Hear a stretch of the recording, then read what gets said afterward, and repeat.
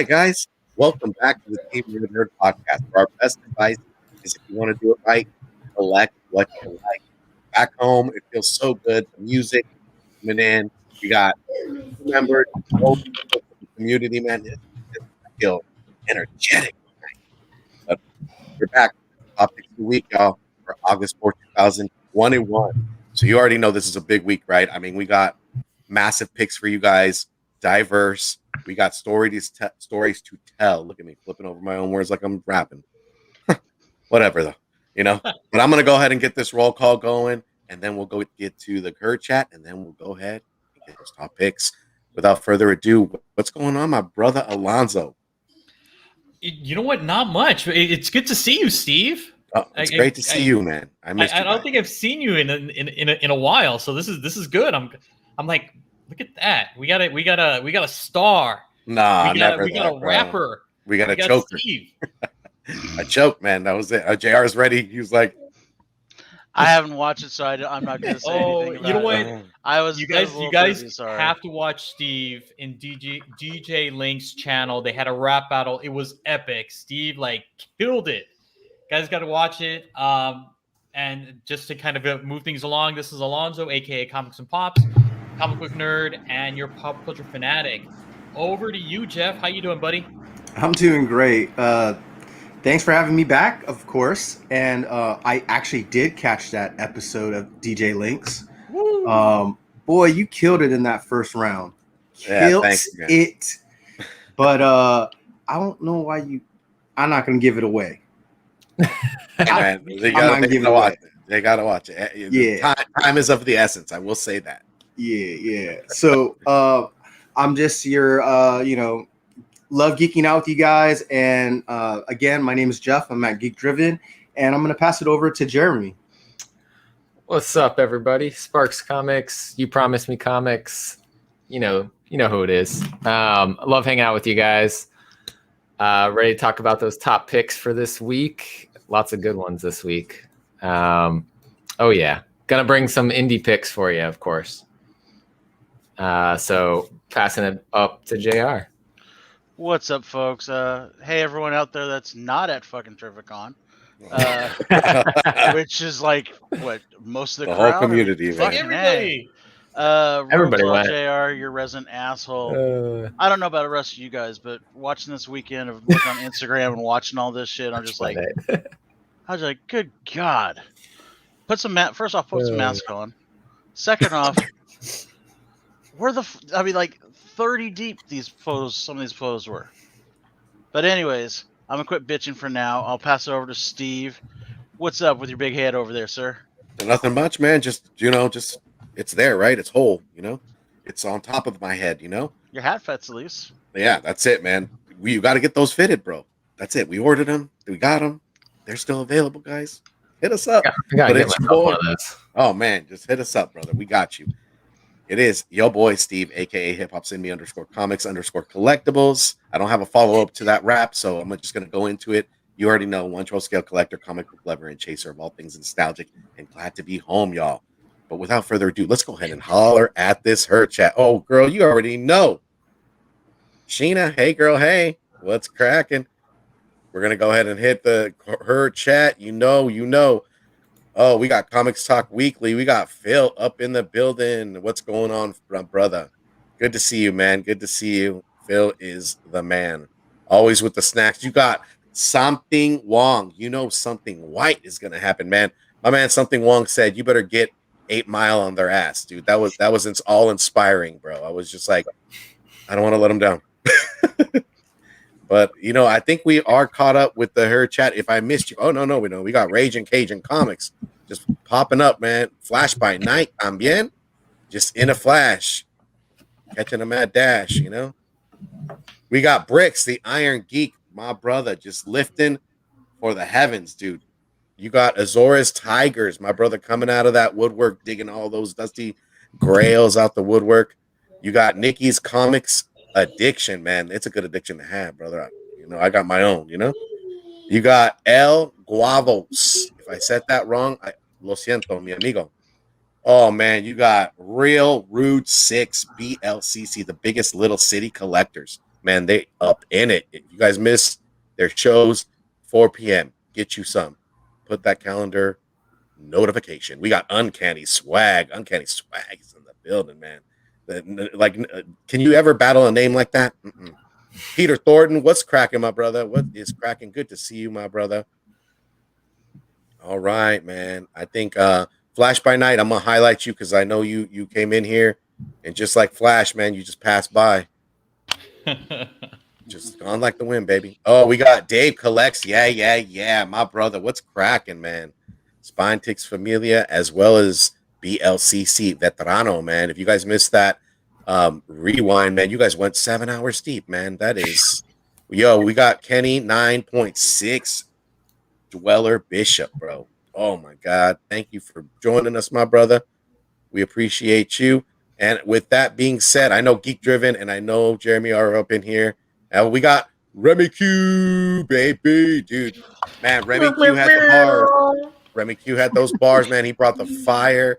He brought the heat, man. He got your boy. That's it. He got your boy. He took him out.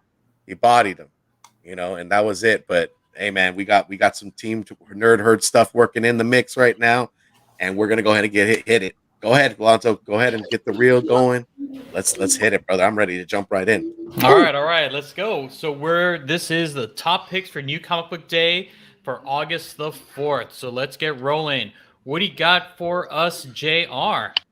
So we are getting down to the nitty gritty on Immortal Hulk. Al Ewing is, if you haven't been reading this book, you've been fucking up. Let's just flat say, I'm not even a Hulk fan, and this book is probably one of the most seminal reads of Hulk there's been. This borderline's right on that horror aspect, and adds a new dimension to Hulk that hasn't been there for a long time. Because to me, Hulk was fucking boring. I have friends that love him, but all he did was get mad and beat shit up. It's like, I can do that. But Al Ewing has just done this twist to him to kind of go in the psychology of him, dealing with his daddy issues, and just it's a giant mind trip. I don't know. Has anyone else been reading this title? I have, and it's nuts. I mean, seriously, that writing is so insane, but it kind of makes sense. I mean, the whole like Green Door and how, like, if you've kind of been into that realm, I mean, you're carrying all this like extra baggage. I mean, it is nuts. It is so well written, and the art's fantastic. And it's so sad to see this run come to an end. But I imagine they've got a plan. That's why they're doing it. But they're swapping though, right? Because isn't Kate's taking over the new run? That's gonna be fun. Yep. And then so Al Ewing will be and Rom V will be on Venom. So yeah. But you are right. Reading what Al Ewing put down, man, it's been fire. I'm not a huge Al Ewing fan, but when he's getting it right in this book, and it's one of those things. I'm a firm believer. If you're doing it right, leave it the fuck alone. Just let it run its course. If it starts dipping, then bring in some like Danny Cates. I feel like Al Ewing probably had a set, like he knew how long he wanted to do it for and when he wanted to stop it, and probably he's hit where what he wants to say about Hulk. But now we'll probably get Hulk in space with a sword coming soon. Well, I know we got in Avengers. We got like World War. I'm like, didn't we get that already She-Hulk with World War Hulk? Right. I mean, Donny Cates likes his swords though. Yeah, I mean, who knows? He may end up showing up in Thor eventually. I mean, they're going to do something with the Winter and the whatever from Down Under or whatever they're calling it, the guy from Below, or I always forget the name of the character. They probably have him and Winter go off against each other and use Thor and Hulk to fight. So. I have a question because I haven't read the whole series, and I've heard great things about it. And I've been stacking since I've been back. Yeah. But had they ever rectified the whole Hawkeye killing him, even though he asked him to? What do you mean by rectified it? I mean, like, have they not rectified it, but like, have they had a? Because I know he hasn't been in any other book. So has Hawkeye have they had a conversation? Is that going to be like the next step? You know what I'm saying? Because is he coming back to the whole Marvel? What was that? Avengers 784, 782, something like that, where he made his official return as the Immortal Hulk. I think Hawkeye was around for that. Okay. I believe so, yeah. I don't remember the exact like what the confrontation or anything was then, but it was somewhat addressed originally, but not in this series. But there's never been like they've never sat down, had coffee, and go like, "Thank you for doing that," or "Fuck you for doing it." They had a dinner date. Yeah, They had a little powwow. Right. Exactly. I don't think sit down for some shawarma. Bruce is pissed off at Clint for doing it. I think he's more pissed that it didn't work. Yeah, I think so. Probably. He wants to be dead. He wants this to be over. Yeah, because it was torture. And they haven't had anything with him and Cho either about Cho taking his powers too. So that could be. Yep. But this has all been about his daddy issues, and he's never been good enough for his father, and it pushed him to be a scientist and try to with the gamma bomb and all that stuff. So that's what this is. It's a whole psychological read. It's very well done though. I wish I could have kept reading it. I dropped off of it mainly just number of things I was reading, and Hulk's not my character, but I loved it. Yeah, no, I get it. I mean, Hulk's not my character either, but it's just such a well done read. Yeah. Yep. Al Ewing knocking it out of the park. Yep. Pick up some trades, bro. All right, and this brings us to you, Sparks. What do you got for us? Yeah, bringing in some indie books here. AWA Upshot, Artists, Writers, and Artisans, what that stands for. Not All Robots, a new one from Mark Russell and Mike Deodato. So I love that homage cover B there as well. Totally. But essentially, robots taking over the workforce. I mean, this sounds, you kind of heard some of these stories before with robots taking over and things not going as expected. But every human family has their own robot that's assigned to them. And they're completely reliant on these robots. Like they don't know how to do anything. Bender. That's great. Oh, man. I was thinking the same thing. Me too, dude. Me too. As soon as it came in, I was like, my man. Oh, that's great. Got me in tears already, bro. Jeez. I love it. Oh, man. So the family they're following has a robot whose name is Razorball, not Bender. Sorry. Ominously spending his free time in the garage working on machines, which they're pretty sure designed to kill them. Oh yeah. So pretty similar to some AI stories we've heard before, but it seems like we're gonna get a different twist here. And it's I believe 5-issue miniseries. Well, it doesn't really say, but it is for mature readers. So. Oh, dude, this I cannot wait for. I feel like it's kind of like Humans. You know that sci-fi show or the BBC show that came out like a couple years back? I heard someone compare Made in Korea to that. Okay. Yeah, I didn't get that independent book. I didn't end up picking up, but I'm hearing great things. I mean, this is a short step of reality, guys. I mean, you're seeing robots dancing around and shit. You know, when they make them dance or they make them shoot like half-court shots, right? It makes me sit back and go, we're gonna die. We are gonna die. Terminator is here now. Skynet is around the corner. Oh man, I got a Louisville Slugger waiting for it. Even Bite Size to a degree is kind of like they're working on robots that are able to self-replicate and do different things. Yeah, they're exploring into this sci-fi stuff. I'm here for it. This doesn't seem like this is part of the Resistance universe, like Moths, Erratic, or the Resistance. Seems like it's its own story, so I like it. The cover A is Raza, the one on the left, and then the cover B is Deodato. Yeah, it is Deodato. Yeah. Mm-hmm. Wow. See, I like the cover B a lot. Me too. Yeah, I like that homage. Cover. So do I. Brother. That's nice. That's also freaky because it feels like it's a telling thing, right? Yeah. Yeah, dude. That's it. It's like a horrifying nightmare when you look at it. Like why are they featured on as a human, right? Yeah. Yep. They're taking over. Oh, They are. And then also too, Sparks, you have a cover of the week for us too, right? Absolutely. Yeah. That's badass right there. Stray Dogs #5, second print, 1 in 10, which is an homage to The Crow. Just phenomenal series, phenomenal like homages across the board on all of these books. And we know, this series is hot. People are buying these up. So, if you get a good deal on it, if you haven't already pre-ordered it, pick it up. Speaking of, this book right now, I've seen going for no less than like 40, 45. Yeah. For this cover. I think when I pre-ordered, I've potentially getting it from my shop, but I pre-ordered in case they charged a lot. I think it was 25. Yeah. And it's only gone up from there. But I was also going to say, did you ever, I noticed you were thinning your herd of books. And I saw you had the Blair Witch cover. Yeah. Did you sell that sucker? I did not. And so I think I have enough money for what I needed for right now. So I think I'm holding it.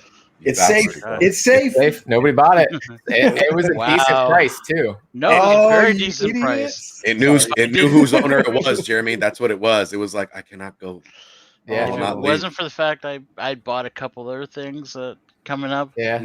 I was just like, and I'm not a dog person, but that was a badass cover. It's so cool. I love that one. And I didn't want to get rid of it, but I knew that would be, What's going on, easy brother? enough money to get to what I needed, but it's still there. So lucky. What about that Something Is Killing the Children, that 6th print?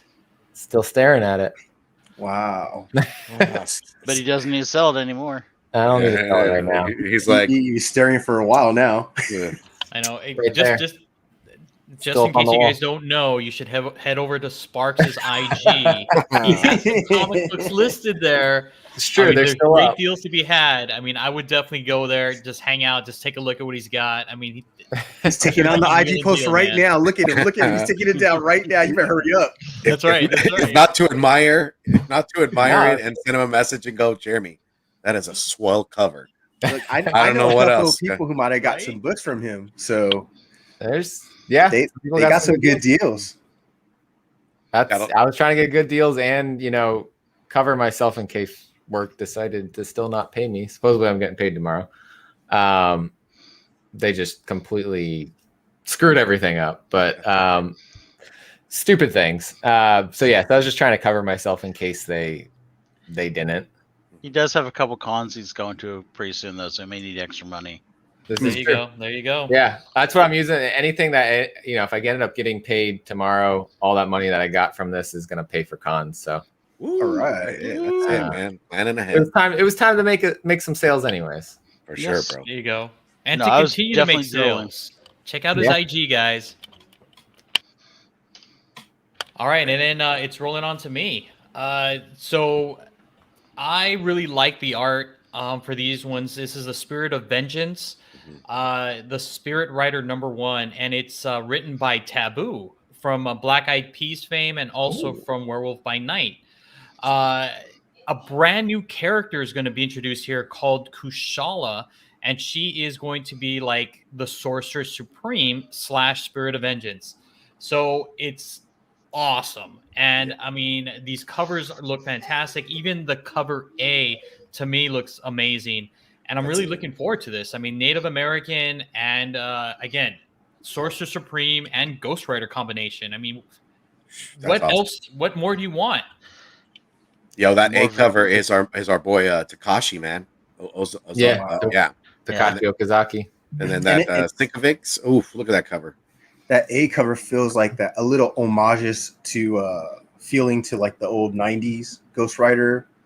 Ooh. Yeah, like I can see that. It's just that feel, not exact homage, but it's just the feel. I get that on both covers, to be honest, because that second cover reminds me of something. I just cannot, with the sword the way it is and everything. It reminds me of something. I just can't think of what it is. And you know what? I didn't even notice the skull for the Sinkovich cover at the bottom. Yeah. I just noticed it right now. I'm like, oh yeah. Awesome I'm really covers. shocked that they're. Bravo, what's cracking, brother? Sorry, Jeremy, go ahead. Oh no, you're good. I was just saying awesome covers. I'm really surprised that there's not more like store exclusive covers for this. Being that it's a brand new character, so combining this isn't her and stuff. first appearance, right? No, she was in really? Doctor Strange Strange Academy. and lay it on me, Jeff. Doctor Strange and the Sorcerer's Supreme issue number 1, I believe. Yeah, I think that when Ileana was it, right? That I think that's her first appearance. Then she has like a good cover appearance on issue, I want to say 3 of that.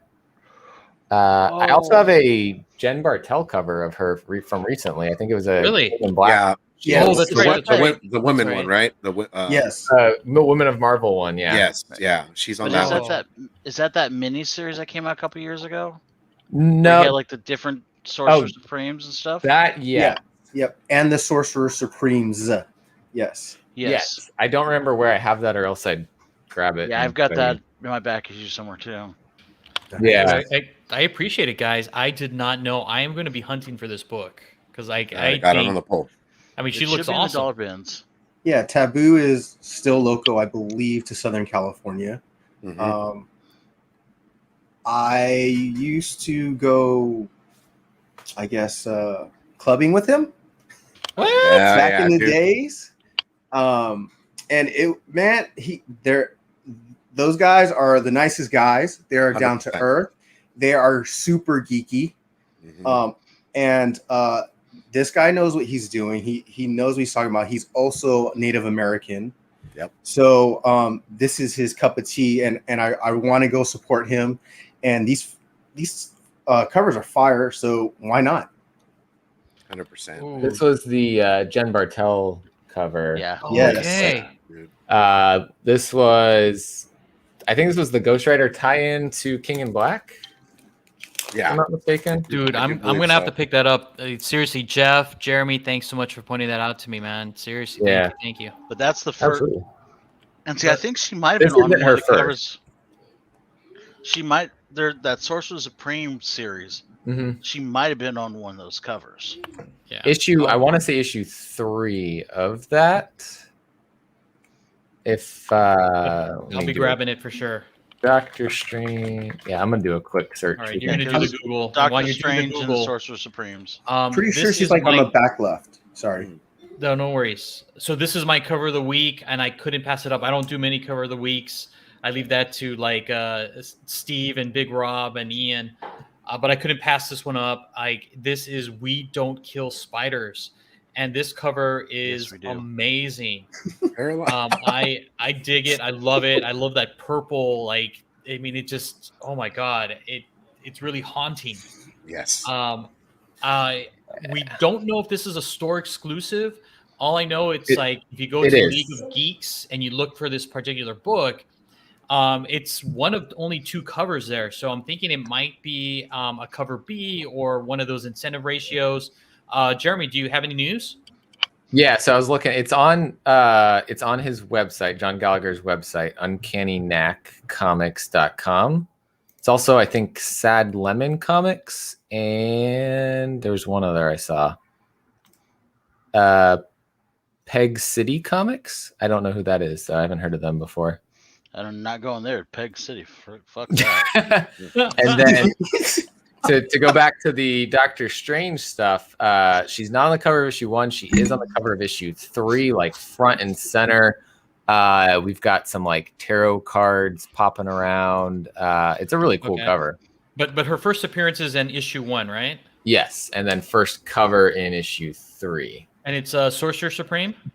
Doctor Strange and the Sorcerers Supreme. All right, cool. I'm down. So get hunting. Thank you guys. Oh yeah, dude. Absolutely. All right. Go ahead. No, I was gonna say, to me, dude, this looks like a scene from a freaking horror movie, dude. The best type of horror movie that they can kind of conjure up, man. Because as of now, man, they've been bringing some new movies out, like Night House. Very dark, but this, great pick, Alonso. My bad. I don't want to know what the hell he has to do with spiders, man. And I don't know what kind of spiders he's dealing with. You just don't kill them. You just leave them alone. It is Joseph Schmalke, so we're probably getting into some demonic stuff here. He's all about that. Yeah, you got the All chat, right, man. You got the homies just yelling it out there. I know. And then we got Jeff. What do you got going?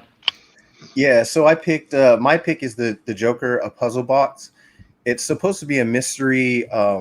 So they find a mystery box, this puzzle box, and the GCPD have all these criminals in their cell, but no one wants to talk and no one has information except for the Joker, of course. And it says he's holding all the cards. And this is, I want to make sure I get this right. So this was by Matthew Rosenberg, Jesus Moreno, Joshua Hickson, and Ulysses Areola.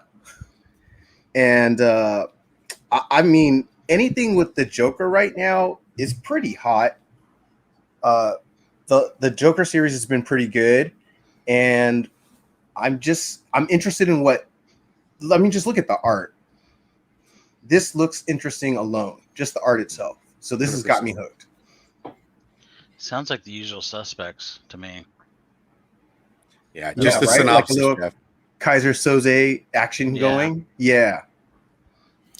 And this is in the main DC universe that this story takes place, right? Who knows? I don't know if it's Black Label. Yeah, I don't see Black Label on here. Right. That's what's got me. I'm like, Joker's got his one story going on right now. He's getting another one. DC I know- continuity issues? I think they have a Suicide Squad Joker book coming out that same week.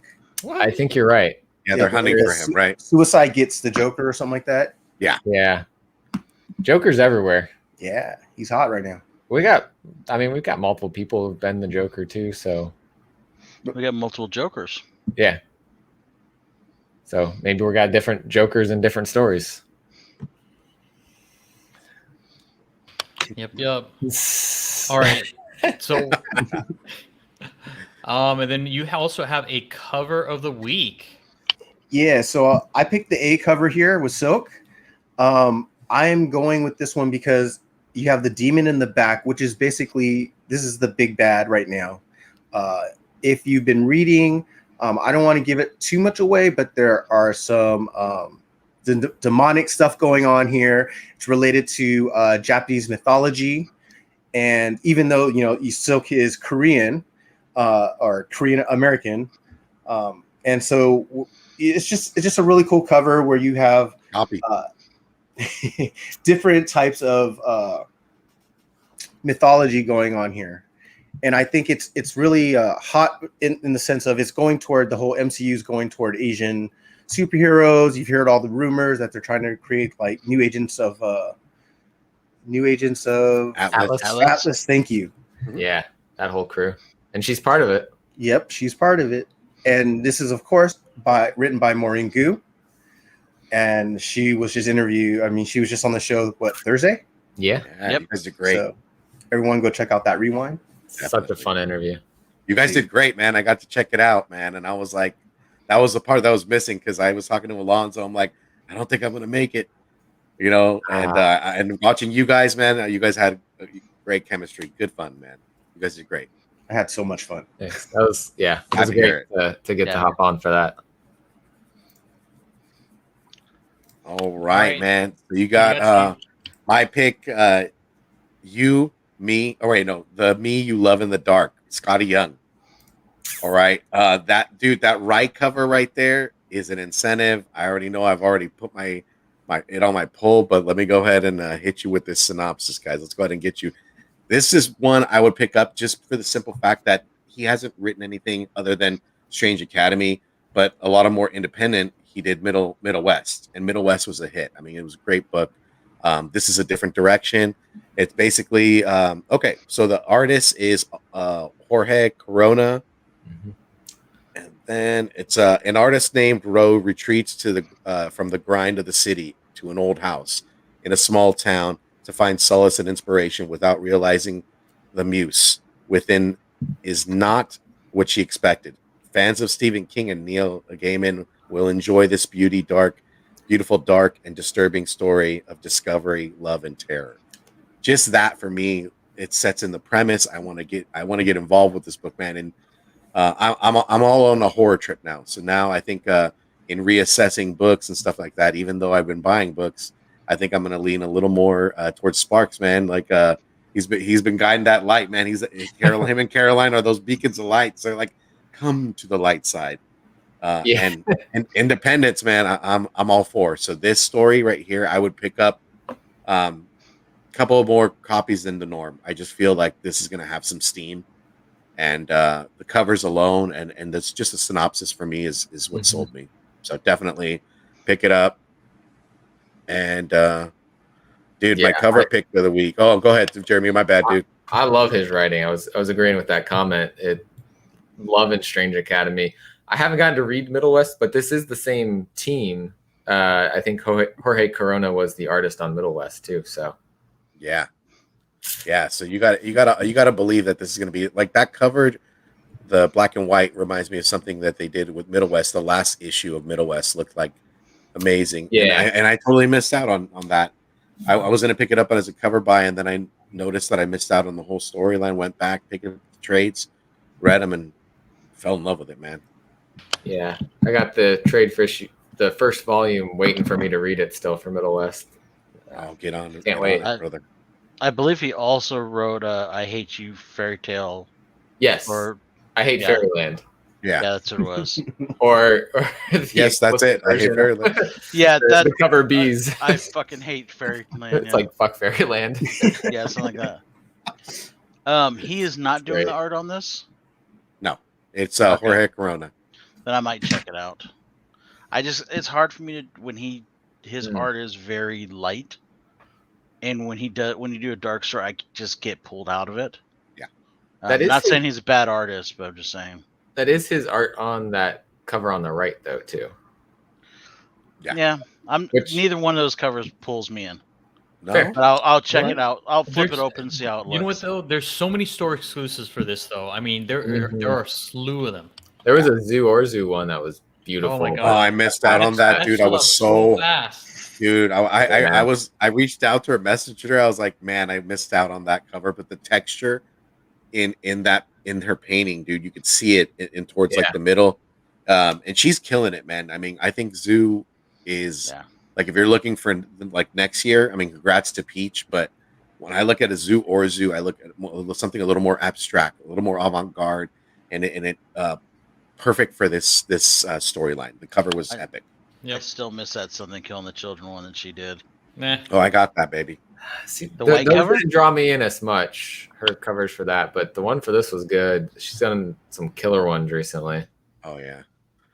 And then Steve, you also have a cover pick of the week. Oh man, you know my cover pick of the week has got to be my man Gabriel Delato. Look, for the ratios, like to look at Gabriel Delato's work is masterful. I mean, I think he really kills it, and he has been killing it. I've been buying so many of his exclusives and stuff like that. I didn't catch on till some of the more expensive exclusives that he's had. But for my money, this is like a B cover. It's a cardstock. You're spending what, like $5, probably $4.99. It's worth it to me, because think about it. If you were to go do it like on a Frankie's or Golden Apple or any other, store exclusive, to be able to get it at this price and to be able to look at a cover like this just is dope, man. Bruce Wayne caught him perfect. And I seen this months ago when he was starting to draw it and everything like that. I'm like, dude, what cover is that going to be? Because I'm going to go broke. And to know that this is a cardstock, and I'm all for it, man. I'm ready. He looks like he's in the Morbius chair. He does. Yeah. Looks like he's just chilling on a couch. I'm like waiting for him to do an Relaxing. just kind of. I feel like he's in his boss pose. Oh yeah, dude. That's the most interesting man pose. You know what I mean? I can see that. I can see that for sure. He's all, now tell me, Selena. Oh. Followed by like it's like what's it called? Sharon Stone moment, only for a guy, dude. He's just like, now tell me, Selena, and then he just crosses his leg, and all of a sudden it just skips to the scene upstairs. That's it. End story. That's right, because we know from DC that Batman's a selfish lover, right? Yeah, man. He can get it, dude. He's the man. It's more like I don't always fight crime, but when I do it like Batman. We also know from DC that Batman is hung too. Oh yeah. I mean, alrighty. It's canon. It It's is canon. So this is our Captain Obvious pick of the week. And it's pretty obvious since Maureen Gu did appear on our show on Thursday to talk about Silk amongst other things. So yeah, for sure. let's rock. I know all of us are going to be picking this up. What do you guys think? 100%. so I've been excited on to see how this ends. Super cool. It's been great. I would agree with Jeremy, man. I picked this up when we interviewed Alonzo, when we had a chance to interview her and everything like that. Well, I missed that one too, but I've been picking it up since then, man. And I'm sad to see it close out, man. Freaking epic. I freaking love Silk. I dig it. I like when I read it, I was like, I think JR will like this, being that it's not Peter. And the first issue you read, he's like, oh yeah, I do like it. It's not my favorite book, but it's definitely not bad. Yeah. It's one of the few Marvel books I'm reading right now, so for me says something about it. But I agree. I mean, it's not the best ever written story or anything like that, but it's a very solid Silk story, I think, and so I'm enjoying it for that. I don't know. I don't remember who the artist is on the one kind of the top middle with the group shot. That one, every time I look at it, I'm trying not to buy store exclusives, but it speaks to me. Yeah, that's Kyle New. I like the one underneath that. I don't know, something about the mustard yellow background. Yeah, the traditional attire and everything. I think that's the D cover or the incentive. The 1 in 25. Might be the 1 in 25, yeah. But I don't know. Like, I liked in issue 3. There's like a part where she sits down. Like, Jonah was basically, she shows up at his apartment, and he starts feeding her. Yeah, and just kind of like, she's like, I can't take my mask off. If you're here, you're gonna know who I am. And he's like, well, you got to close your eyes. Yeah, you got to close your eyes. But I mean, I just thought it was kind of it was kind of like, yeah, it makes sense. It was kind of an interesting view of Jonah when it comes to a spider character. I think that's because the relationship Pete and him have recently built. He's kind of learned to trust the spider people a little bit more. So it's kind of cool that we can see that dynamic play out in a different character. He shouldn't trust Peter, though. Peter's a jackass. He should pull a gun on him every time. Oh man. God. Alrighty, guys. Now we're jumping into catching up with the herd. So here we go. Bad Batch. And I guess we found out that I think I was the only one to watch this. No, you were not. Jeff did it. He was already talking about it, bro. Yes. Jeff, you wanna lay it on me? Well, I mean, this is one of those typical episodes where you're gonna get that cliffhanger, where not everything is gonna go right, and it feels like something big is right on the horizon after this episode. I really liked it. I like the planet that they went to. I like that it still involves a character that has shown up a couple of times already. I don't want to give too much away, right? Because I don't want to spoil it for our guys here. Go right ahead, bro. I know. I spoiled it. Alonzo, don't give him MNF. And I mean, we've only got like 3 episodes left for this season. He just drops it on you, dude. He's like, don't tell me. Sorry. But yeah, okay. So Rex shows up. He asks them for a favor, and he's gonna help. And they're gonna go help save another clone, basically. And they run into obviously the Empire, which they keep running to throughout the series. And not everything goes the way they want. And Omega is not happy when they have to at the end of this episode. Yes, she is not. She had to. The team had to make a sacrifice. They had to leave somebody behind. But yeah, it was awesome. Yeah, if you're not watching this, You need to. Yeah, you need to. I feel bad that if you're not enjoying Star Wars, go watch this. You know, coming in on us, bro. These series by Dave Filoni are amazing. He's not missed. I mean, I swear, Dave Filoni is hit on everything. He's helped create the Clone Wars. He helped create Rebels. Yep.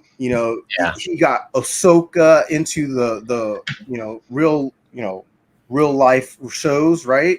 Live action shows. I mean, he was George Lucas's protege for decades. You know, it's funny though. There's a lot of diehard Star Wars fans that do not like Filoni because of they're wrong. Well, the reason they don't like him is because of the EU universe. Like he basically screwed over the EU universe or something, and so a lot of people don't like him for that.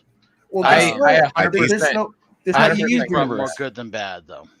Right. I think that was probably not the best thing to do, but at the same time, in the new stuff that's come out since that's happened, the stuff that he's been involved with has been the best content coming out Star Wars wise.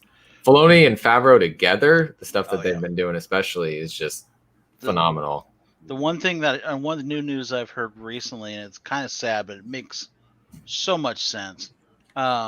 So everyone loves Rebels. If you haven't watched Rebels, you're doing yourself a disfavor or disservice. But they're talking about for a while that they're going to do a second volume of Rebels.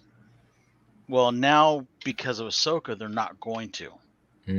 Basically because it sounds like Ahsoka is going to have a lot of the key players from Rebels in it. They're just going to bring them in live action. We got some casting of that, didn't we? We got Ezra a couple weeks ago. We got rumors, right?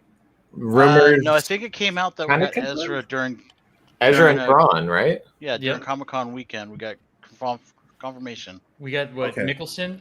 Mads Mikkelsen? Not Mads, his brother. His brother Lars. Playing Thrawn. Lars. Yeah. And then I forgot who the kid was that's playing.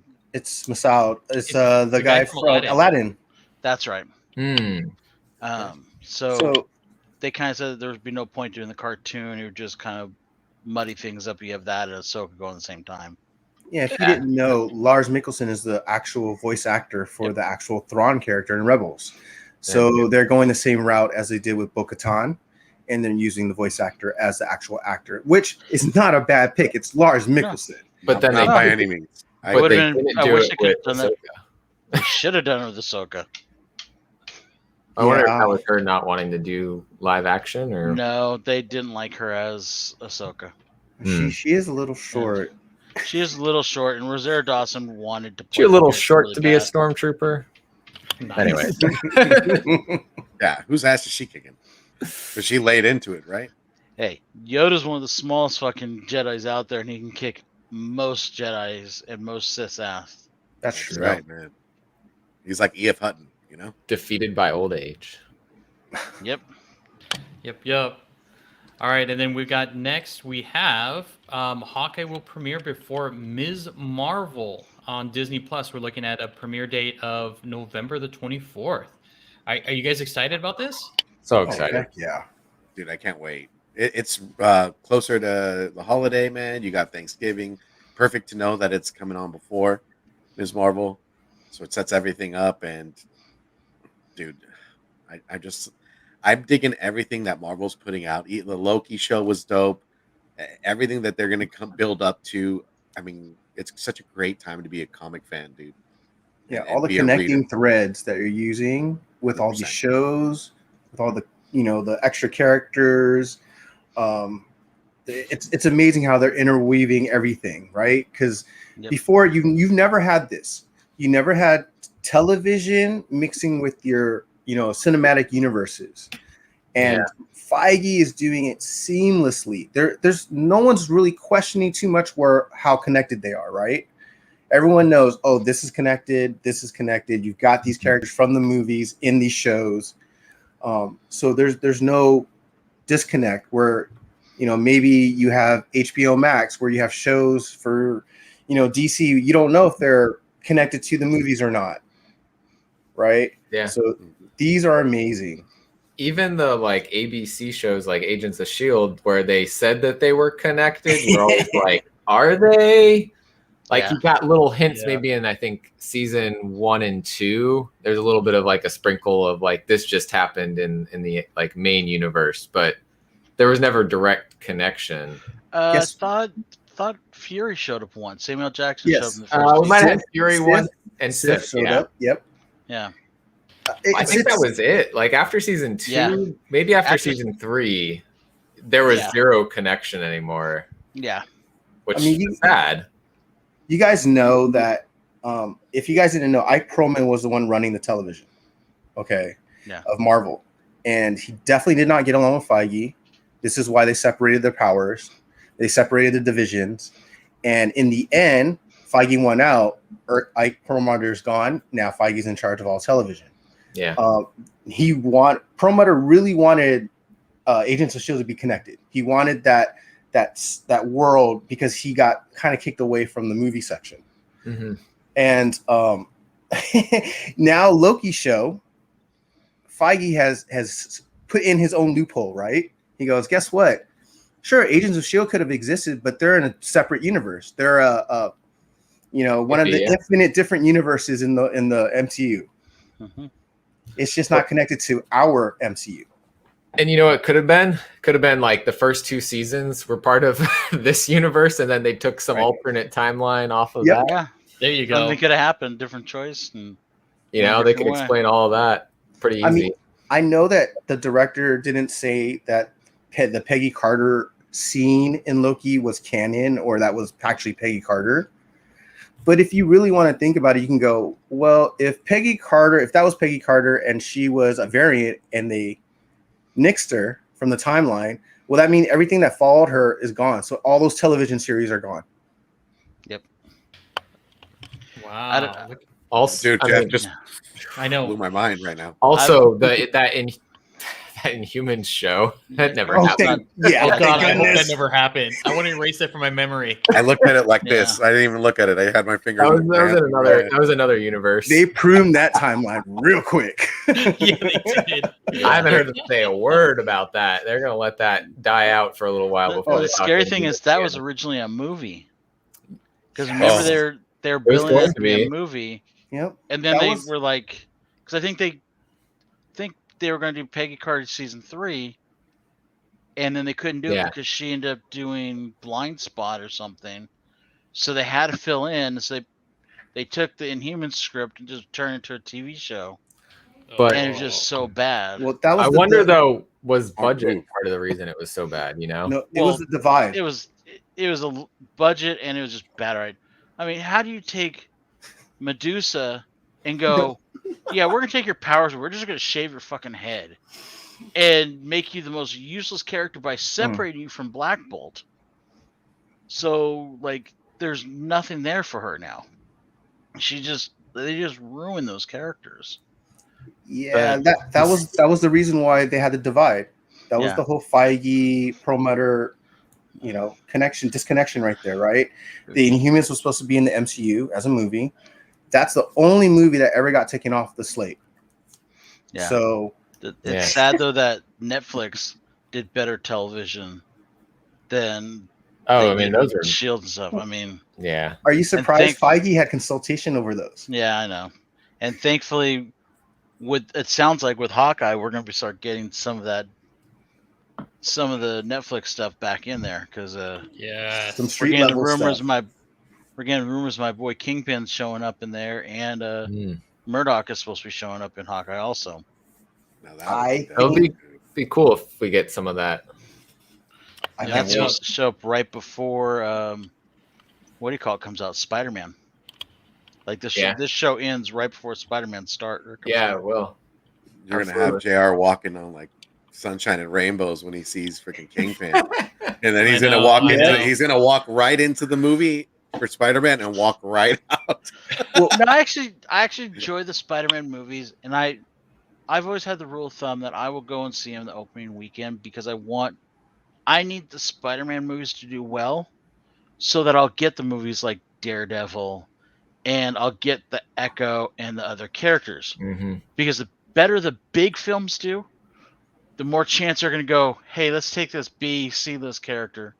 I mean, Daredevil's more of an A-list character now, but for a long time, he was like a C or D-list character. Yeah. So I'm fine. I have no problem with that. The only time I won't go see a movie the first weekend is like DC with Zack Snyder films. I will wait. Like Copy's Hey, dying a Copy. little bit inside. Shots fired. Yo, no, the Well, no, copy was it's in there just- and said, "What do you think about what you want to know? What I think about Marvel books?" So this is good. Go ahead, Gary, hit him with it, bro. Well, no, my thing is just I don't agree with him as a director. I think he's a horrible director, and I'm gonna put my dollar where because they look at the first 2 weeks and they go, "How good does the movie do?" And I mean, yeah, my buck's only $10-15, but I'll go see it the third week rather than see it that opening weekend, just because I don't care. I feel you. So All right. So, And then Before we this have. one, I was gonna say before this one starts, when does What If start? Do we know? Yeah, in a week. I thought it's In a next week. In August. I mean, We it's are in August, now. brother. Oh We're in wait, I'm August. sorry. Is it August 11th? So a week from Friday? Mark your Wednesday. calendars. It's a Wednesday. It's a Wednesday one. It's a Wednesday Mhm. because Oh Bad yeah, a Batch week is from so long. Wednesday. Yeah, sweet. Okay, not long. All right. So did you guys have the chance to watch Ghostbusters Afterlife, the latest trailer? Oh, dude, it was so Heck dope. yeah. All right. Woo. What did you guys think? It was awesome, man, dude. I was in bed, dude, getting up for work. I jumped out of bed. I'm like, so hyped. I think this is going to be probably a box office smash for sure. Like people are going to want to watch this in theaters. I mean, you're getting more people starting to go into theaters, man. I mean, I don't go myself unless it's like earlier. I try to get in and come out. That's it. But lately, man, there's been mad people at the theater, and this might be one to bring you in. It has a great cast, and come on, man, you got those old timers coming in, man. Come on, you cannot hate on that. I mean, they already got the freaking Hasbro, Ghostbuster line. They're already working on that, so it has to be a big thing, man. When you start to see toys and franchising and merchandise coming out, you got to keep your eyes on it. What did you think, Jeff? I know you watched too, right, brother? Oh man. I will be honest, I absolutely teared up a couple of times. It's that nostalgia that hits you. That you only hope when they do these nostalgic movies, when they do these reboots, when they bring back your childhood, that they do it with like respect and they make you get that feeling from when you were a kid, right? Like that's the whole reason we all look forward to these kind of movies. And to me, it gave me all the feels. It added a little extra, sure. It added that Stranger Things kind of feeling with the kids.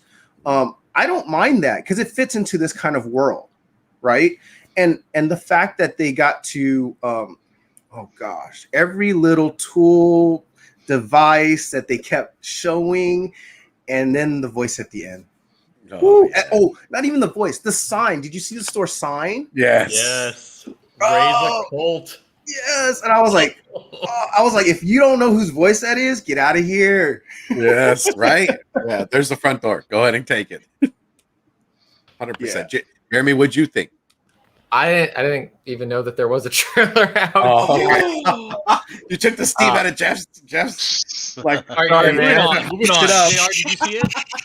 I didn't watch. I don't typically watch number trailers. All right. Well, because they always take all the best parts out of the movie, No, there's. and then This was just enough. Yes. And let me tell you, it's created by Reitman. Okay, and that name should ring a bell. oh no. I know. I want to see this movie. I am looking forward to seeing this movie. I've been looking forward to seeing this movie. Okay. I just know I'm going to see the movie, so there's no point in me seeing the trailer because it's like I'd rather just wait until I see the movie and then see everything. Then I get it. My man. No, but I mean, it. Oh my god! I mean, it just sucks you in. It gives you. It makes you like want to see the movie even more. I mean, it's not like the other Ghostbusters movie that they did like With the 2-3 years ago. Yeah, the Look, women. it's not that bad. That movie is not that bad. The fact that they didn't connected the way they should have connected it, and then they used still the characters from the originals. It just blew my mind why you would waste an opportunity like that. That's all. Yeah, but this is gonna be the best, man. I mean, just their explanation to where, like where they kind of centered that town. They already knew what was happening. And I mean, I don't all mayhem, dude. I don't want to spoil anything for you two, since you guys haven't watched it, and there's a purpose for why at least JR has not watched it. So I'm not going to spoil anything, but let me tell you, the connection to the old movies is there. If you don't understand, I'm not talking about just the end clip scene. I'm talking about like the whole premise of this whole thing is actually based upon especially the second movie, but also the first movie, and you're gonna get that connection, and that's why I think this is gonna blow people's minds. No, and like I said, I think it's going to be a good movie. It can't be any worse than the girls one, and it's not because it was the girls, because I liked Helmsworth and I didn't think the girls were horrible. Right. It just wasn't. It didn't catch that same feel as it didn't feel the same. No. Right. And I think, don't get me wrong, I love Leslie. I can't remember her last name. Jones. Yes, Jones. Yes. She fucking makes me cry every time I listen to her comedy. She is hysterical. I think Melissa McCarthy is not that bad either. Mm-hmm. I think all the actresses that they had, I think Kristen Wiig was in there also. Kate McKinnon. I think Kristen Wiig was also in it, wasn't she? Mm-hmm. They're all. It was the SNL cast. They're all phenomenal actresses. They just didn't work well together in that movie. That was the bottom line. I mean, that's sometimes the case. But it was sad to see that Helmsworth, known as an action star, was funnier than the girls that were known as comedians in that movie. 100%. As far as this movie, I don't know when it comes out. When does it come out? It comes out in let's see, November 14th, I want to say. Is that a Friday? Okay. I know it's around Thanksgiving. They said it's coming out Thanksgiving. Okay. But it's about 2 weeks before that. I mean, I definitely will go see it if it's not showing up on Paramount Plus or Peacock or HBO Max or wherever. We'll see where California is at that time. Well, exactly. I mean, all those are killing the fucking movie market now. Yeah. Because like Paramount Plus has got, I think Snake Eyes goes on it next week or something. I think Rob was saying. Yeah, that didn't kill the movie industry that badly. But I mean, you've got, and we'll talk about it later. But I mean, you had Disney do that with a lot of their movies. HBO's doing that with their movies. Yeah, I just watched Space Jam on HBO. I watched Space Jam. I didn't think it was that bad. Oh, it was horrible. Oh, I haven't watched it yet. It wasn't great to other stuff in it. I'm gonna go into it watching it like I'm gonna pretend I'm like a 10 or 12-year-old kid who LeBron James is my hero, and then I'm gonna go look at it that way because I think that's what that movie is about. That's what Jordan was all about at the time. And I mean, let's be honest, that Space Jam's original movie, it's cheesy too. Yeah. I loved it to death. Yeah. The difference between the two movies is you could tell this movie was all about LeBron. Oh, okay. It was there were LeBron, I am better than Jordan type of movie. and it's one of those things. It's like, I think Kobe would have, if he was still alive, God rest his soul, he would pass on this movie because he knows that he's not better than Jordan. You know what I mean? So I don't know. He won an Academy Award. Some would say different, bro. Some would say different. As an actor, maybe he's a better actor, but I'm talking about as a basketball player. The one thing that I really liked about that was that it kind of made it seem like, they could do more like crossover kind of things between their different movies. You see King Kong, you see The Mask, you see all these. It's more like Easter egg kind of like characters. Yeah, but it was pretty. I like that idea. All right. Yeah. Okay. And then speaking of kind of like all those movies and news and notes, we got a lot of stuff that kind of came out this week. So the biggest thing I think for all of us is trying to figure out which show or movie the writer of Better Call Saul will be doing. Any ideas? Oh man, dude, Better Call Saul was such a good series. I dug it. I'm Breaking Bad. I mean, for God's sakes, epic's TV series, probably one of my top 5. To know that she's working on a Marvel show, I got to think that it's going to be something a little more mental. Because Better Call Saul, it kind of jumped around a little bit. They had really clever scenes. I mean, JR, we talked about this backstage. What do you think, bro?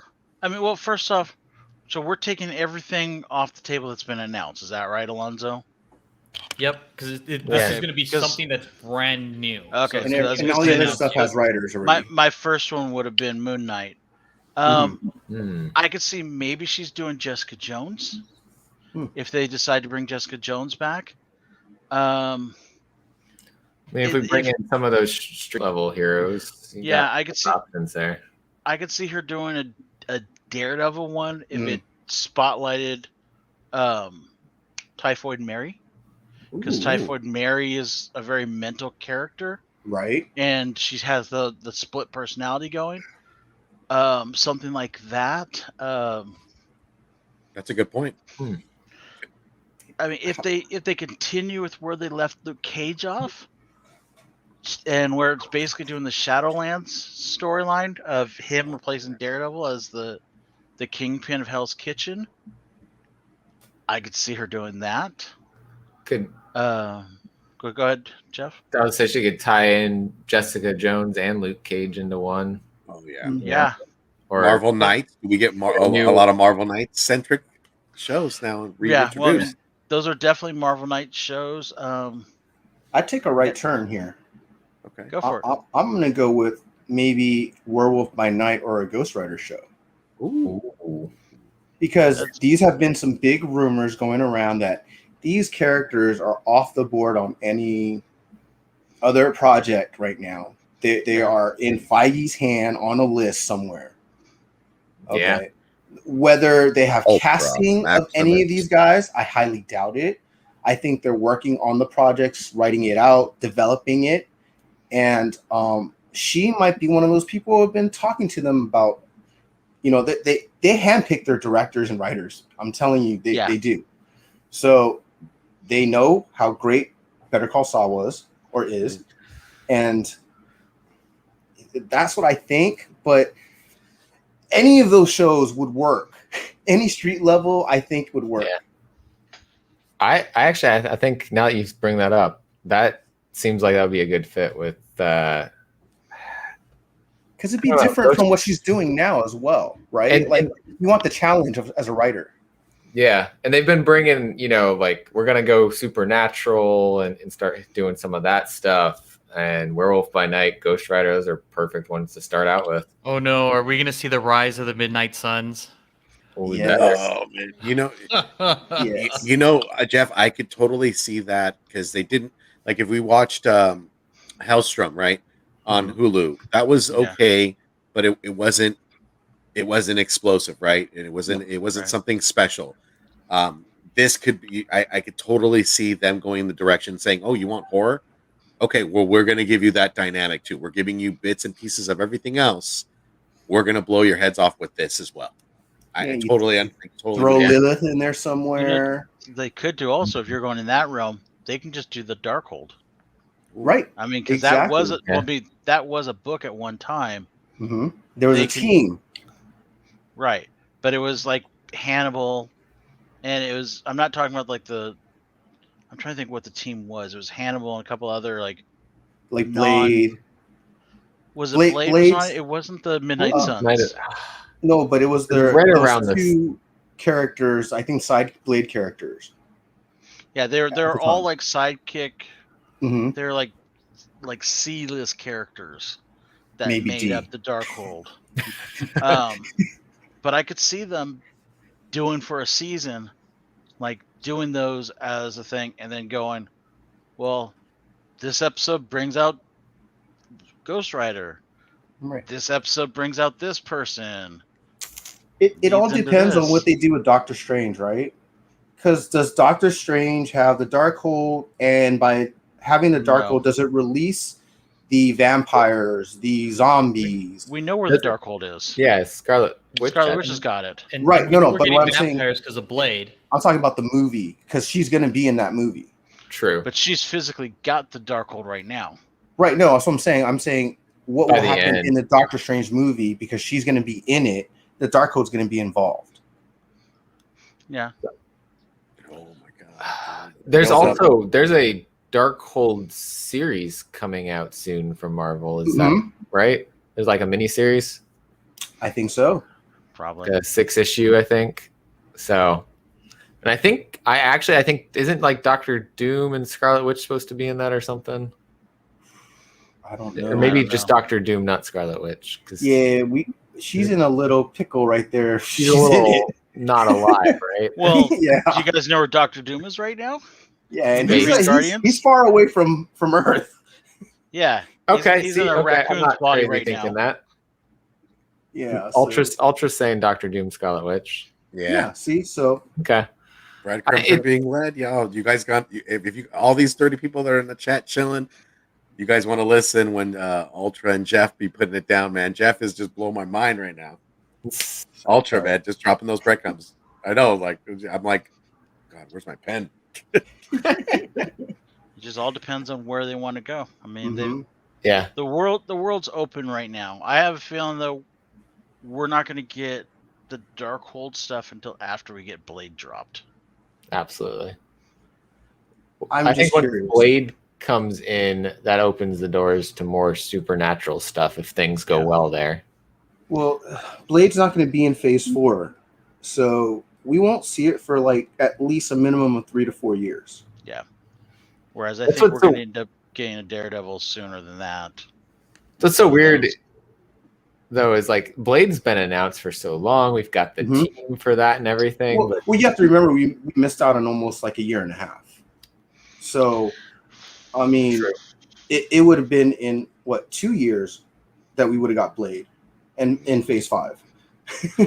Well, true. The one thing also, though, from what I understood, when this kind of early on when this started, once Australia opened up their borders, basically, from what I heard, Marvel had built a camp there, and like they've got all their people stationed there, and they're just fucking knocking stuff out. Like going back to back to back and just keeping everyone on site and doing it that way. And so they're going to knock out a whole bunch of like the next 4 or 5 years of material. And not just that, they're also using the Mandalorian technology they use, where they're in that in studio in that dome. Yep. Oh, they are going to be doing a lot of different things to get around all this pandemic stuff, and we're still going to get our good old shows and movies. We need something. Yep, I need it. All right. Go ahead, Alonzo. Hit him. No, I was going to say, so let's just kind of move on to keep things rolling a little bit. If you guys didn't know, Transformers is getting a re-release. I can't wait. Can somebody hit the song? Can somebody sing the song? I feel about this. Like, if you cried for that trailer for Ghostbusters Afterlife, come on, we're all gonna cry here. I'm gonna get PTSD going to the theater watching this. Yeah, man, this is speaking to my boy JD's heart right now, dude. He's Transformers, I actually saw this in the theater twice when I was little, and I cried both times. Go ahead and sing the song, Alonzo. I remember where I saw it. You got the touch. I saw it at the Buena Park Mall theater when they used to have a theater at the Buena Park Mall. And I remember sitting there, and when that scene happened, I cried. Me too, dude. And I don't think I stopped crying for like a good 20 minutes. I'll tell you, I was like, what is going on? You know what though? And I hope with that when they re-release it, that they like kind of don't use it or like fix the art a little bit. You know, so it's not just like, hey, I have the DVD or my VHS, and I'm just gonna put it in there and watch it. I hope they kind of remaster it so it looks a lot nicer. I'm telling you, if it looks like that art right there on that article, I'm down. I'm a little mixed when it comes to them going back and touching up the stuff because of what they've done with Star Wars, where they've actually modified it and you can't get the original anymore. I kind of want them just don't fuck with it because then they'll change something.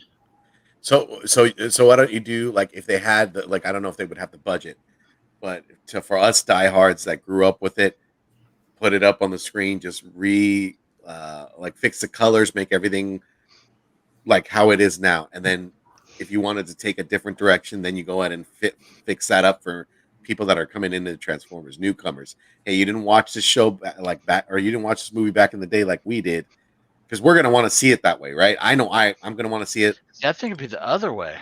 Really? Okay. I think the diehards would more want to see the original unfeathered version. I mean, don't get me wrong, I want to see it cleaned up too, but at the same time, with what's happened with like Star Wars and stuff, I just don't trust people. I think they're talking about touching it up visually and modernizing the visuals instead of like actually touching the script or the the scenes or anything like that. Don't touch the script, dude. If they want to pop the colors, yes, that's one thing. Yes. If they want to do anything else, they can go fuck themselves. Yeah. And you know what? I want to hear Leonard Nimoy's voice again. Yes. Oh my god. Please. If nobody knows, Leonard Nimoy was Unicron, right? Yes. Or was he Galvatron? Galvatron? No, he was Unicron. Okay, it's Unicron. Okay. Yeah, he was Unicron. So I mean, he's a legend in sci-fi, and if I want to say this was true, this is the first time a Star Trek actor came over to do this kind of crossover, right? Like, so that's nuts. That's like history right there. They replaced Nimoy with Morgan Freeman. I would be down with that. Oh, they better not. I would be down with that. No. It would make me feel, dude, we got shout out to Hyper Combo Comics is in the building. What up, my brother? Good to see you, bro. It's been a long time, man. I'd rather have them replace Nimoy, or replace Freeman with Nimoy in like something else, like the other way around. Have Nimoy doing the voiceover in Lion King or something. You got the touch. Yeah, dude, you got to hit that high note. I know, with that guitar riff. I mean, oh my god, it was so 80s. I loved it. Oh, dude, totally. It would be like Karate Kid, right? The inspirational guitar scene when he's training, like in the tournament. I still remember when you first see Metroplex in there, and you realize it's Metroplex, right? Because it's just a city that they're all driving through, and then all of a sudden you go, Orson Welles. That's an actual. Okay. It's the actual city. What up, C-list villains? Iman is in the building, man. We got Hidden Gems comics as well. All right, man. so looks like thanks, Darren. I guess Orson Welles did Unicron. Then Leonard Nimoy then must have done Galvatron. Yeah, Galvatron. See? Yeah. Oh, there you go. Shout out to Darren. Yeah. All right, man. Appreciate it, Darren. I knew it was one of the two. Yeah, I was like, I thought it was. Oh my god, it's Orson Welles as Unicron. Come on. Yes. Hey, at least it wasn't Shatner. That was funny. Can you imagine it? Oh man, I can't unhear that. Okay, someone please dub in William Shatner's voice in there, and just have him and Galvatron just going at it, please. Oh my god! Somebody get on that. I am Galvatron. Oh my god, dude, I'm dying. That was so great. Oh, that's awesome. All right, and then to kind of move on, we kind of touched upon this. JR, do you want to? Oh my god! Yeah. Bro, I can hear it. Freaking JR, why? Oh man! I'm in tears right now, dude. Now you're gonna have fan fiction going. I need that shirt now, where just oh my god, Shatner and just goes, let's roll out. I think Ultra just left the room. Oh shit, dude! I'm in fucking tears, bro. Ultra done. All right, back on track, guys. Let's So go. back on The track. Black Widow. Basically, Scarlett Johansson was supposed to get a whole bunch of money. She took a pay cut to do this movie with the promise of on the back end, when it comes out in theaters, that she would have all kinds of things where she basically got points on it. So if they made a certain amount of money, she got X amount of dollars. Well, as we all know, the movie came out, did really well in that first weekend, and tanked in the second weekend. One of the worst second weekends of any Marvel movie, because they did the home Disney thing, which, let's be honest, was the best deal possible for that movie for all of us. I know my comic shop, they had it and they were playing it every day all week long. Smart. So they got through that $30 like that. I've heard also the actress that was in Cruella that played the lead character in that had the same kind of deal. And she has jumped in on the same thing. So there's an extra bonus here. What's that? Don't forget The Rock and Emily Blunt. They are on the verge of possibly doing the same thing as well. Yeah, with Jungle Cruise Cruise that comes out this weekend. Far as Scarlett Johansson cares, I think her contract was up with Disney after this anyway, so she had nothing to lose by doing this.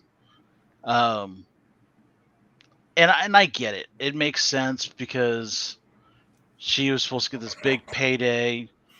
Unfortunately for female actresses, the older they get, the less work they get. And she's not known to be extremely talented as an actress. No. Don't. That's wrong. Lost that's in wrong. Translation was awesome. She's an Academy Award for what did she win an Academy Award? Nominee. What's Lost in Translation? Yep. And then the Adam Driver movie. Am I correct? Was she? Oh, the Netflix one. The Netflix one. Yeah. I don't remember her in the Netflix one. Oh, she was good. I never thought.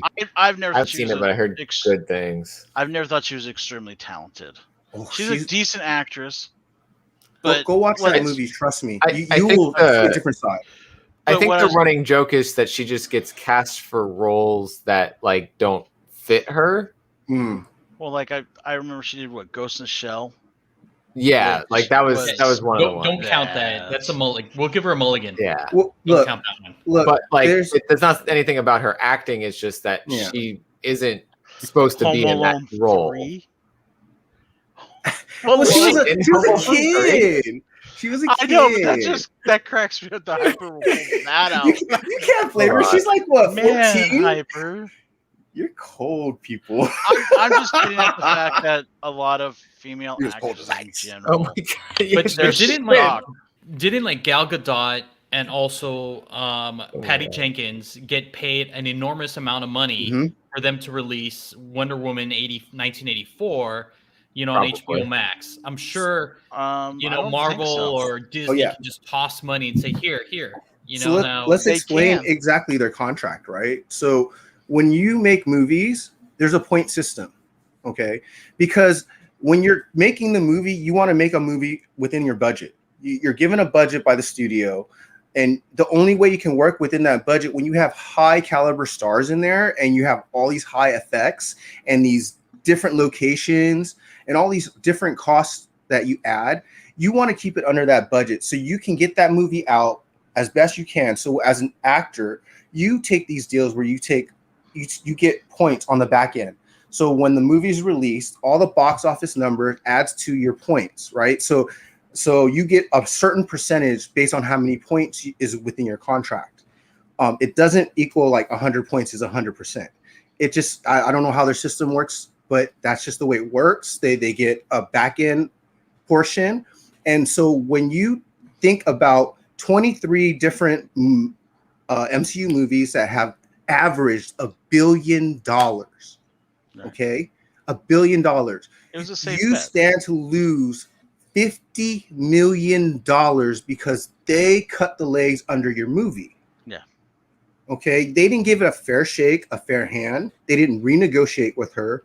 You have a signed contract. If you don't honor the contract, then you're literally breaking the contract. So that's what they did. Well, so couple things. First off, just because you get an Academy Award does not mean you're a great actress. Because what's her face? You're not from Ms. Marvel is not a good actress, and she's got an Academy Award. Who plays Captain Marvel? Brie Larson. Your favorite person, Brie Larson. Yeah, she's not a good actress. I think she's a good actor. She's not a great actor. She's a good actor. Second off, at the time of her signing this contract, the idea of this type of thing was never even out there. And that's right. Part of the problem is, did they breach it? Okay, that's where it's kind of iffy. I get what you're saying, but it's iffy because no one even thought about it at the time. See, Disney thinks that because the language is not within the contract, that they can breach it in this way. Okay. Whereas if you look at the numbers, and she can base it upon the 23 movies that were released, she can show that evidence, right? Here's the history of the movies that they made, averaging $1 billion. Let's say I get the lower end and get $700,000. I mean, 700 million, right? She's still going to make about $30 million to $35 million. Okay. Jeff, I agree with you that she should get her money. Right. I'm not fighting you on that. What I'm saying is it's kind of up in the air. I get what you're saying, that Disney is pulling a fast one on her. Right. I'm not disputing you on that. The problem is that at the time, and also it's like saying a band from the 80s that made a record that now it all of a sudden became popular again, and it's being streamed.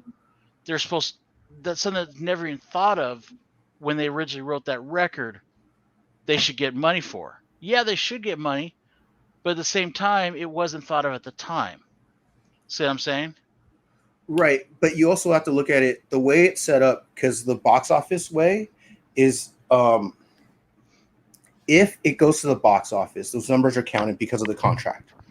Whereas the numbers that go for the premium go directly into the pocket of Disney. It is not shared by the movie theaters. It's not shared. The revenue is not shared with the actor or the director.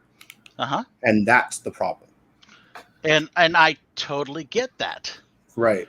But when the contract was written, this was not. No one had said, "Hey, what about if we do this down the road?" That's the issue. Well, here's the issue is they didn't renegotiate. Right. Because of that. But at the same time, let's think about this from a big business point of view, not as caring human beings. Right. What they should have done is, as a human being, went, "Hey, we're about to screw you over. So here's a portion. We're going to give you a portion of the ticket sales for the at-home thing." As a big business, Disney doesn't do that. You got to remember, Disney will go to a hospital that's put up Disney characters and say, "We're going to sue you guys if you don't pay over that." You're right. Disney doesn't give a fuck. And I mean, I agree with you. They will when they lose. Money? I think the thing that lose, breaks all that is what Phil commented. They've approached Disney multiple times with concerns prior to this. Yep. And they were reassured that she would get paid the money that she was supposed to. And they did wait until theaters opened up. To the point where the Patty Jenkins and the Wonder Woman and the Gal Gadot, that did happen. They did renegotiate their contract. It was the same kind of contract, points on the back end. They had to renegotiate because that whole bad, news that they got, that media spin that they had to do, they had to renegotiate. They negotiated with them.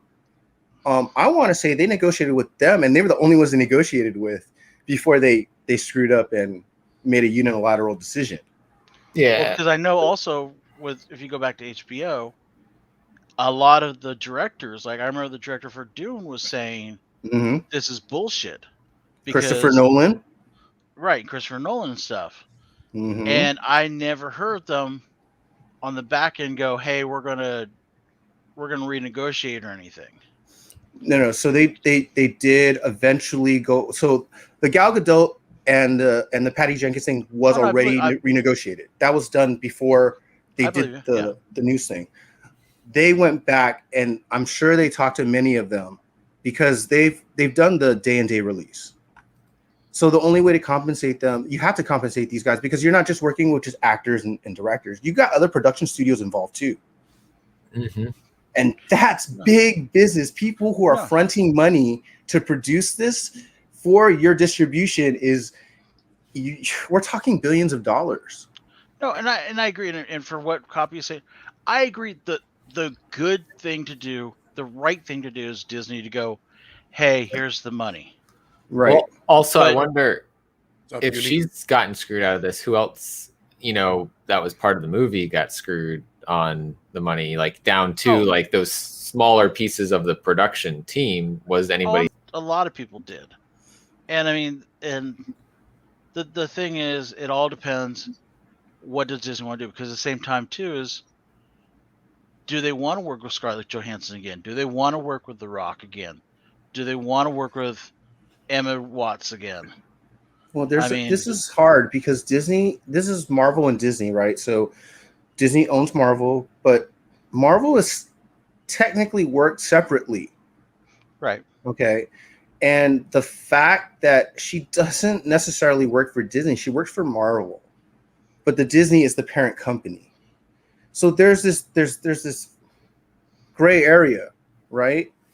And that's why Disney can separate themselves and say, F you, we got the upper hand. We got our lawyers. They said we can do this. Too bad. Go ahead, bring it on. And they kind of did that when they rebutted to the story that they were going to get sued. What they said was absolutely unprofessional and classless. They told a story where they released the amount of money she already made for the movie as if she doesn't deserve more and has not earned more. Right. So you're making her look bad by telling everyone, oh, well, she's already made $20 million. Oh, poor boo-hoo Scarlett Johansson, she doesn't get more money, right?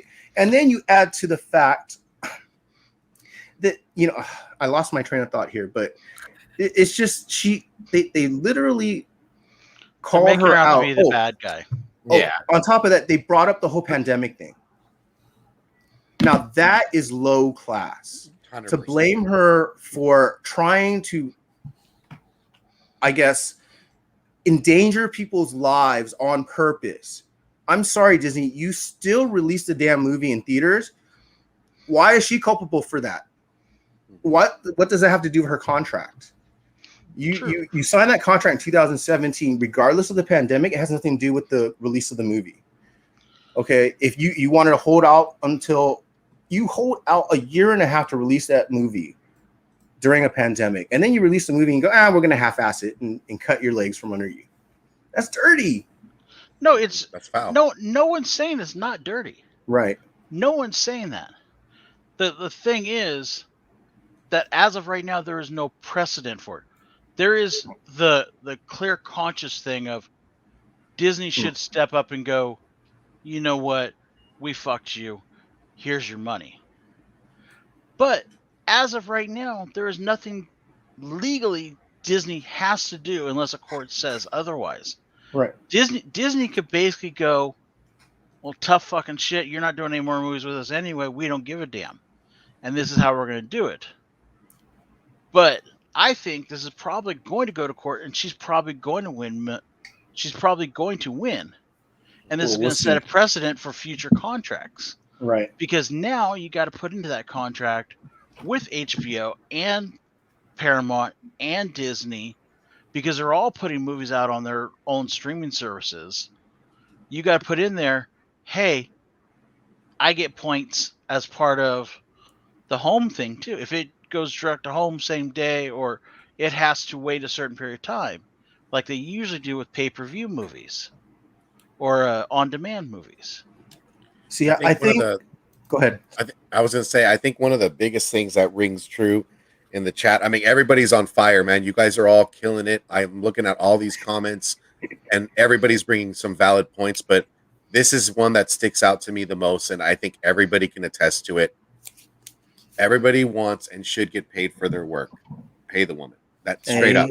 Man, You're on the clock. They're your contractor. You're doing the job. You're doing a great job. You shouldn't be, like the climate shouldn't affect you in that sense.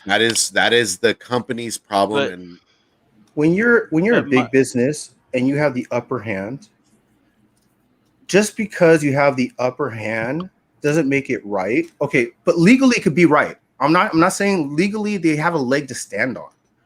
Right? There's nothing to say they couldn't stream it at the same time. I believe it's just because of the box office numbers, right? So, but the problem is you have a social aspect to this, right? You've got everyone looking at you who votes with their money, right? Optically, it's bad for them. Yeah, optically, it's way bad for them. It's not just they're screwing over an actor.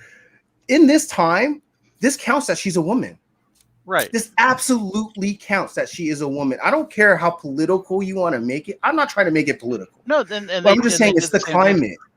They did the same thing with Cruella. I Right. mean, the same thing. Yeah. No, I get optically, they look like shit stains. Mm-hmm. But my look at it is, I'm looking at going, we've known for a while that something like this, theoretically, stuff like this could happen. Right. This was not put into the contract. No one thought to go, hey, what should we do there? Unfortunately, Disney found a loophole to screw her over. Right. Do I think it's right? No. But it is a loophole that they found. Yeah. Now, I think she and The Rock will probably be the last one that gets screwed over in this sense. And it may be, and this is going to sound weird, but it may be a good thing that The Rock gets screwed over, because then he goes to DC and makes sure DC does damn good movies to blow the shit out of Marvel in the long run, because he won't work with DC anymore or work with Disney anymore. All right, guys. All right. So let's just move on. I think we've talked about this. This is great. This is great, guys. For a while. No, it's a great topic. I mean, don't get me wrong. This is great. But I'm in the camp. It's just like just pay the woman and be done. Yep.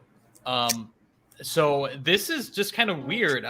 So this is I don't know. I don't want to say late breaking, but I was just on Yahoo like at 6:15. Yeah. And this was like front and center. Just basically saying that Shuri is going to be the new Black Panther. So I wanted to get your take on it, because I know we've kind of talked about this in the past about maybe Shuri would kind of get the Black Panther mantle, but not happen in the second movie. Maybe in the third one, as she evolves and as a Queen of Wakanda. But then also was like third act. Yeah, and they also too that they kind of mentioned that Tenoch Huerta is going to play the Submariner. So, what do you guys think about all this stuff? Get them books ready. I don't know what to think. Honestly, I mean, I think we've been calling it for a while that Shuri would get it, but it would be like the third act. It would be like Michael B. Jordan would come back as Killmonger, or somebody else would take over the mantle and then die. And then they'd have her at the end of the movie basically take the mantle. Like somebody would kind of train her, and she would follow underneath him, and then she would end up becoming at the very end of it. So I to me, it's not anything new, but it all depends also. Yeah, the contradicting with that of. But even if she's taking up the mantle, she doesn't necessarily have to end up calling herself Black Panther. That might be their way around that. Well, and I thought they said that they weren't going to recast T'Challa. T'Challa. Yeah, Right. exactly. I don't think they ever not the said Black Black Panther. Panther.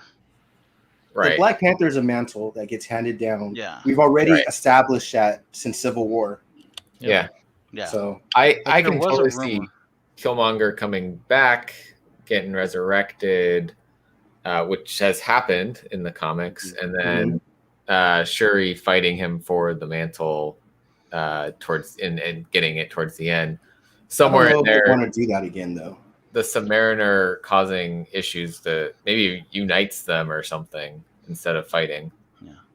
See, I think he'll die again at the end, sacrifice himself to save Shuri. So and then I would take agree. The mantle. I would agree. think, That would make more sense. I think this is one of those weird ones. So I've always said that Feige has his plan. He had his 5-year plan. There are no mutants. There are no Fantastic Four within any of it. No characters related to them. They're not going to be in any of those movies. This might be the exception. And here's why. When Chadwick Boseman passed away, they gave him the opportunity to rewrite the movie. This is after Feige said all of that. Mm-hmm. You actually have an opportunity to rewrite it. That's why Namor might be in it. That's why there's these huge rumors where he's going to be the quote-unquote first mutant in the MCU. Because I'm telling you right now, unless Ursa Bear turned into a bear, or unless they actually say Wanda is an actual mutant, he actually still might be the first mutant in the MCU, which will fit the way that maybe Feige's plan wanted to be, right? Follow the comics a little. I think he's always had Namor pinned for the second one, though. Because he dropped Atlantis in Winter Soldier? Right, but here's the thing, that he might not have been a mutant at the time.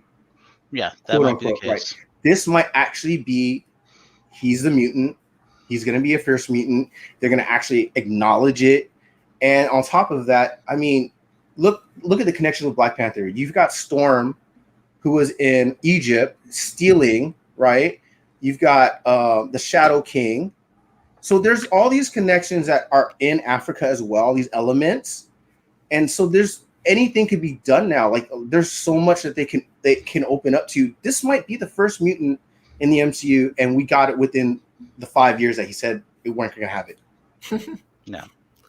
And I think that's a great mutant to bring in too.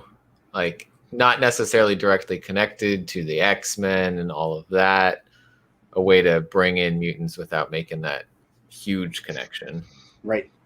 Well, he was an X-Men at one time. But he doesn't, typically spend his time with the X-Men team. And you don't have to explain where the hell he's been. He does not give a crap about the air dwellers, like the land dwellers, right? He doesn't give a crap about that world. He's underwater. Who cares? He's been hanging out for a while. Exactly. And he makes perfect sense as the villain, because you can then turn around to be like they like to switch and be a good guy and do a follow-up movie with him. Mm-hmm. Mm-hmm.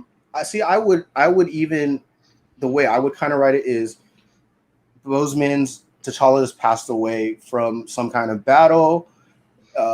They don't know how. They don't know who he was battling. Then there's this there's a funeral. There's this mystery. You've got M'Baka involved. He might be a suspect. Do they still think Killmonger's still alive? Could he have killed him?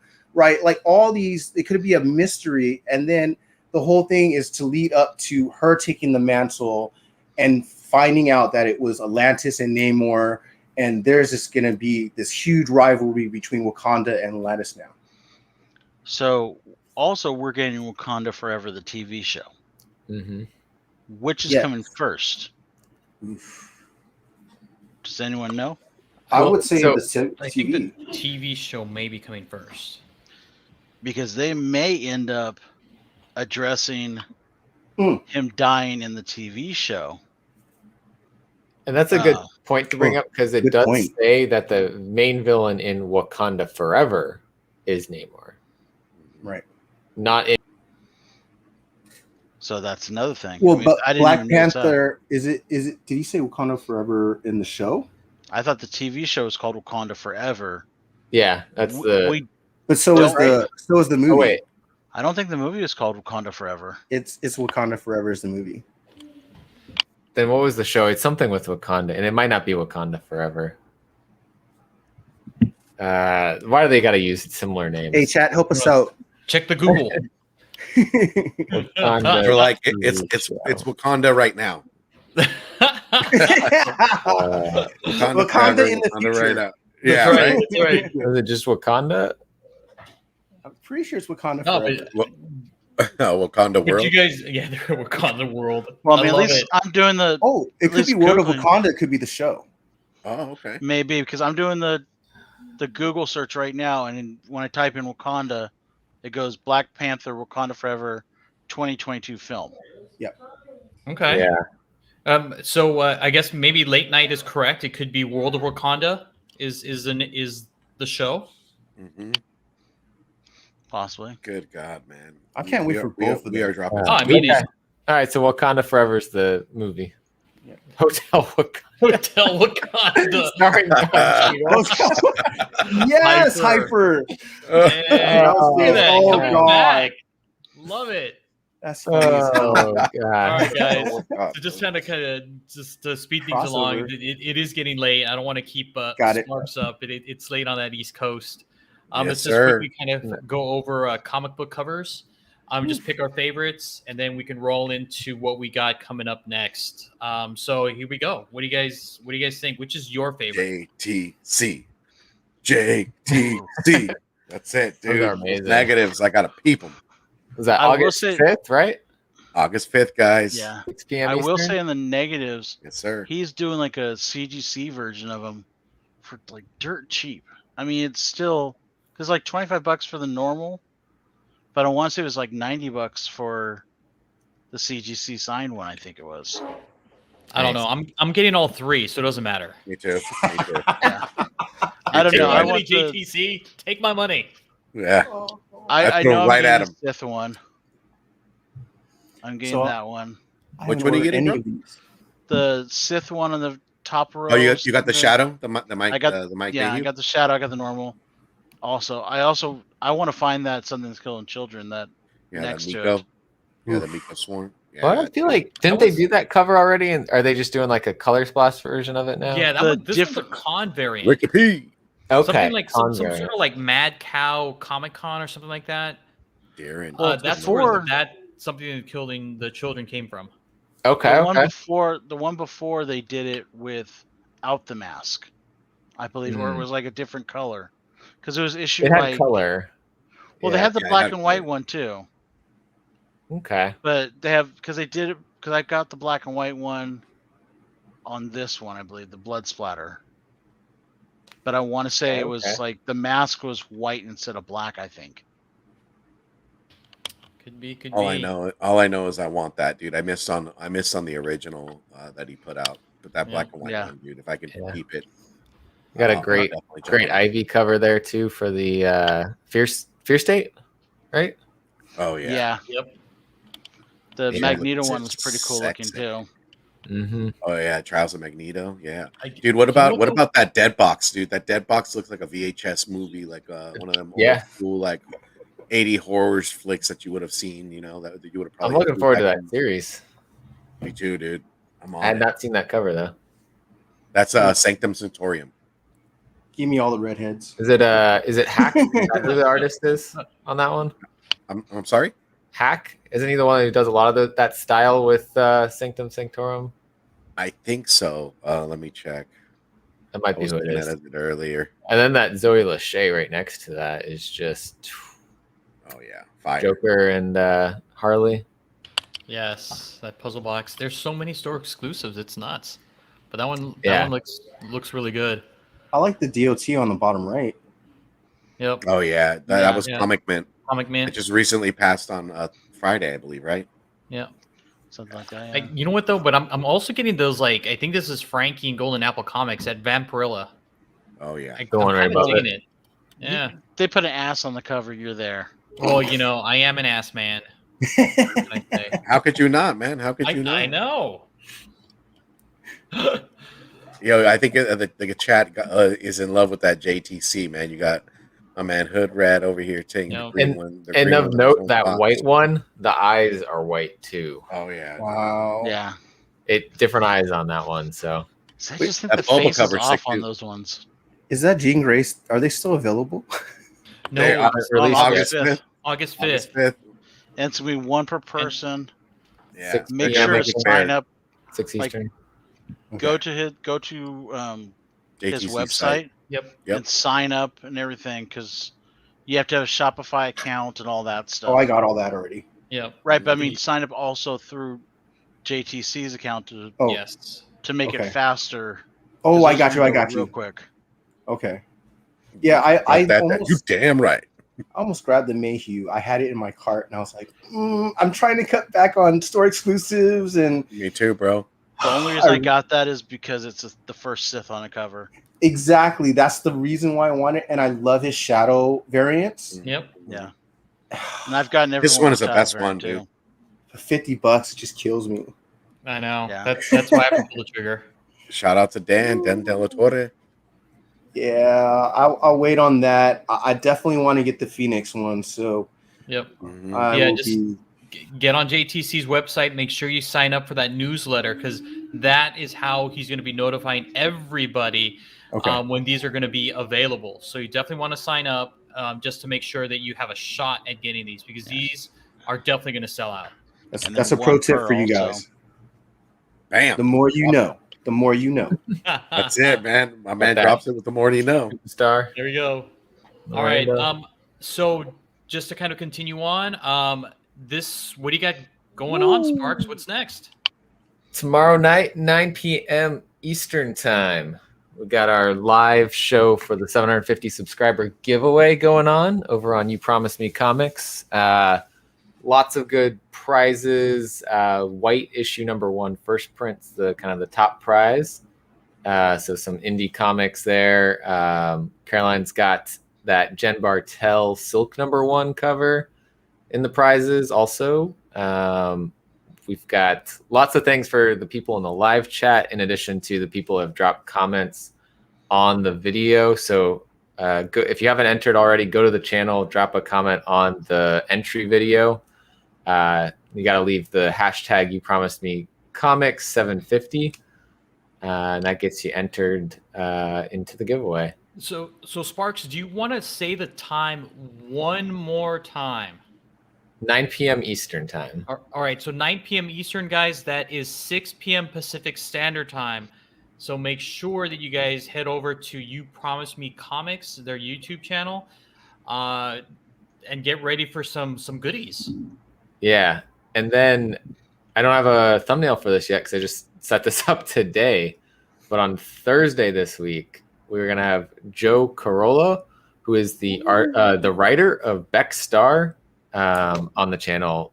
Thursday, I don't remember what time we set up, so hopefully not the same time you guys are going on. I believe it's before you guys go on, though. I believe it's 8 p.m. Eastern. We'll have the time tomorrow for you guys, but that should be before you guys go live for the mail call show. Congrats, brother. Congrats. Yeah, so wrap up right in between that. I think No Good's doing his Thursday thing. Yeah, the oh my God, Jesus Christ. Whatever the Thursday thing he does with Just a Rican and John's Comics, lineup, Comics Kings. Lineup. Got it. But it'll be right between him and you guys. Okay. So and then I also did put Sparks's show, You Promised Me Comics, in the live chat. So make sure you sub him up. Yeah, he's at 792, guys. Yep. Let's get him up to 1,000 quickly. Tag Team Thursdays. It's Tag Team Thursday. Thank you, JD. Thank you, brother. Thank you. My brain was just not working. Yeah, mine too, right? Mine too. And then for us, actually, it looks like we'll be moving the show back to its originally scheduled time at 5:30 Pacific Standard Time. So thank you very much, Jeremy. That's why I said the original time was good. The original time was 5:30. 5:30 tomorrow, guys. It was 5:30. and now we're changing it, and we changed it because you were like, oh, it's our show's at 5:30. No, but now we're gonna change it back. I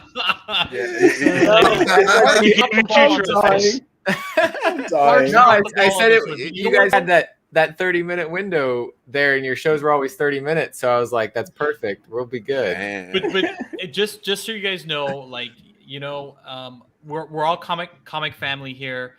Like, we didn't have a problem moving our show for Sparks because it is such a big deal for him, to get 750 subs. It's a milestone. Sparks has been with us from day one, and we thank him for coming on our show and just being such a great person for the community. So and yeah, Caroline. We moved it, and now Caroline, we're moving back to the originally scheduled time. That's what I was trying to tell you. It was good. You didn't need to move it. No, but it sounds like comic code, like don't worry, Sparks. Cyclops does it all the time. I appreciate it so much. Like Eric the Phoenix, much love, Eric. Thank you. Like, he was just like, hey, I love you guys. Let's just change it. I mean, we love you too, bro. Sparks is fam. Carolyn's fam. We don't have a problem. I appreciate you guys because that was comedy. Yeah, so family talk.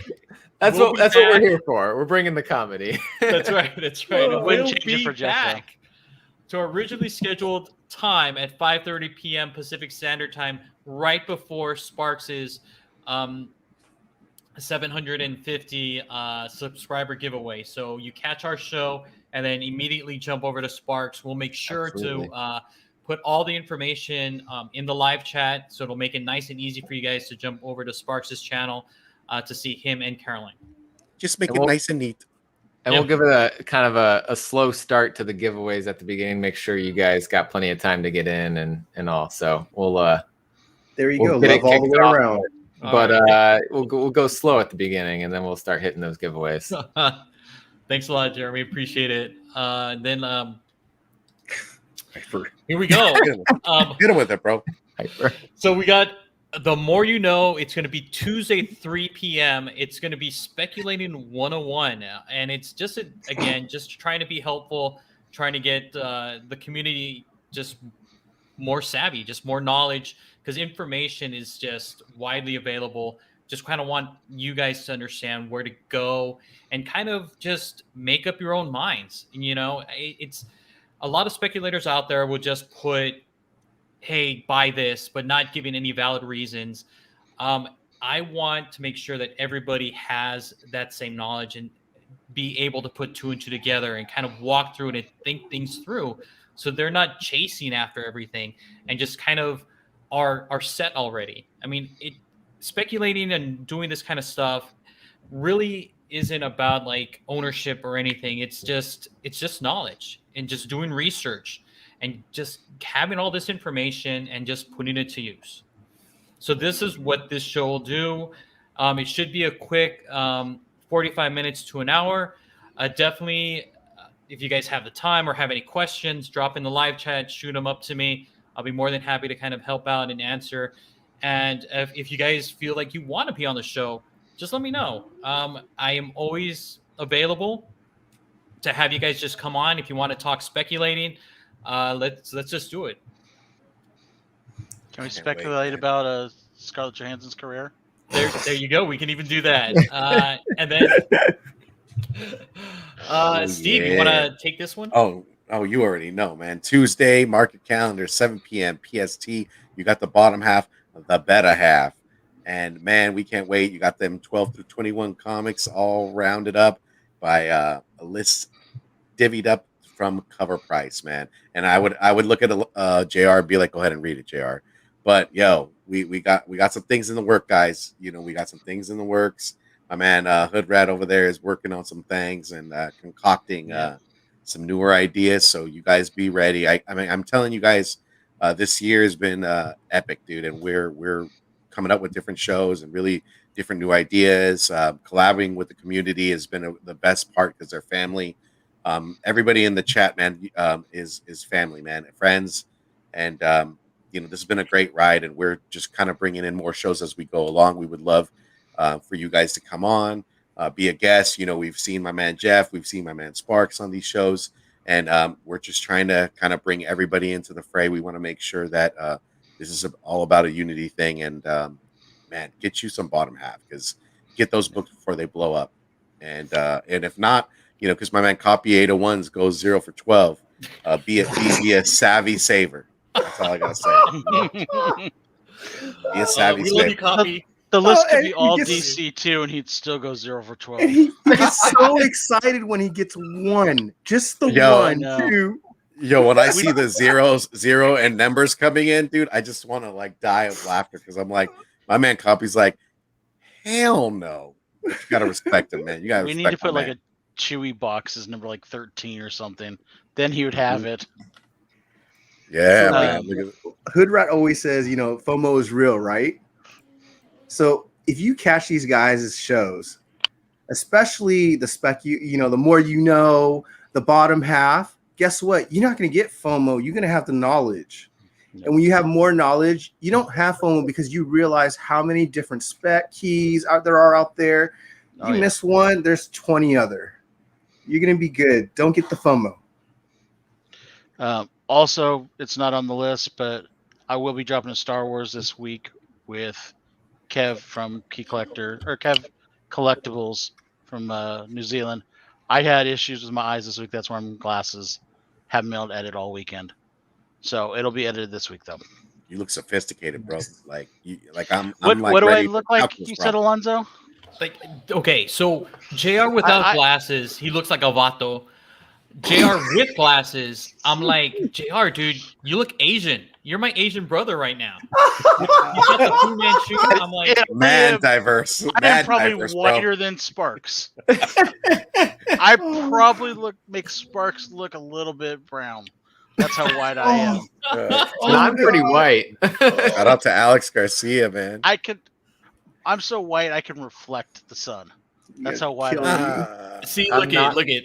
We got I'm Hyper going yes, and also Eric. He's like, yeah, look at that. So I got That totally Superman makes beat, sense. is what you're saying? I can go from Asian to Mexican? See, Yeah. once I got Orale. like these bigger frame glasses, I realized how Superman can be Clark Kent. I'm like, See? Right? Whoa, Who am I? hey. That's it, man. All of a sudden, Wow, just look at all that. of a sudden, sparks go flying through the roof, ready to save the day, man. Jesus Christ! Yeah. What kind of superhero thing am I going to be? Pepe or something like that? They got to come up with dude. I'm going to be freaking Reptile, dude. That's the new guy I'm going to be. Reptile. Yeah, Reptile. There you go. Oh, no. There you go. There you go. Or possibly not, because I can't even pronounce it. Oh, look at that. Hyper's like he's gonna be the Vato's accountant. Nice. Dude. That is my day job. There you go. Oh, you and me both, my friend. You and me both. All right, gents. I think Sunday has been a close. It's been a great show, guys. I gotta echo everybody's sentiments in the group chat. We've had a great conversation. This has been a great time. I'm happy to be back. There's more in the works, guys. I got to tell you, there's more in the works. We are coming in full-fledged and ready to rock and kick Sunday's ass and the rest of the week's ass and take some names. So with that being said, yo, who wants to take us out, Team Nerd Herd style, guys? Well, can I pause it for 1 sec? You sure the hell can, brother? Don't forget, we still have hats to buy. Hit us up. We've also Get got the them t-shirts you can find on our website. Go grab those. We love seeing them at the cons this weekend, all the Trificon people. I think we all love seeing our shirts showing up there. Spine Ticks, I know I saw a couple of theirs. Three Men in Basement, Principal Defects, Defects, Comics. My man Morbius, man, there were shirts on shirts on shirts, bro. Why don't we let you do it, Steve? Since you Oh, have been thank gone like all week and haven't done it. That is true. That is Yeah, true. all right, y'all. With that being said, if you guys want to do it right, collect what you like. Much love to you guys. Thanks for rolling with us for the late evening, and go ahead and kick next week's ass like it owe you some money. Peace.